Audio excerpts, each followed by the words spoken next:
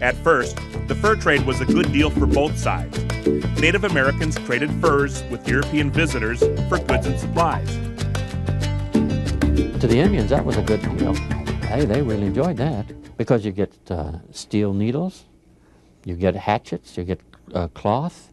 And our people gravitated towards those things. I mean, it's easier to cook moose meat in an iron pot than it is in a birchbark one, eh? You know, it cooks quicker and cooks a lot better. You get the finest Brazilian tobacco. You get the finest beads from Murano, Italy. Are we going to continue to use our stone axes against adopting to the use of the axe?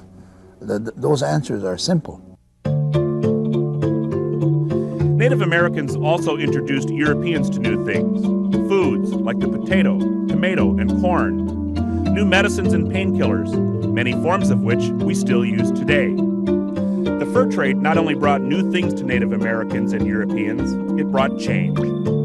Changes in how people lived, where they lived, and how they conducted business. The trade was never a cash and carry sort of business relationship.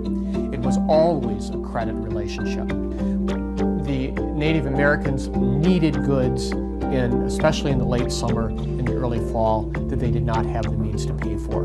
They needed traps, they needed blankets, they needed gun parts, they needed ammunition, they needed food, they needed other amenities for daily life.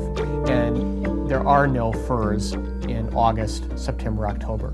So goods would be exchanged, goods would be extended from the trading houses, from the trading establishments throughout the non-fur months, if you will, in the expectation that they would be paid for when furs became prime and when they were trapped in the cold winter months.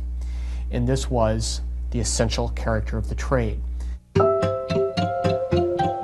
Instead of seeing the first European visitors as people who wanted to settle in North America, the Native Americans saw Europeans as nothing more than a group of traders.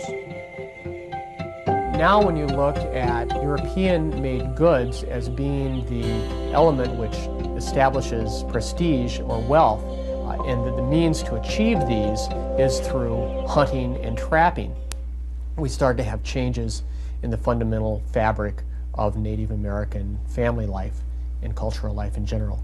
Now the decisions on what we will do next and where we will go and where we will move are based on the most expedient means to more peltries.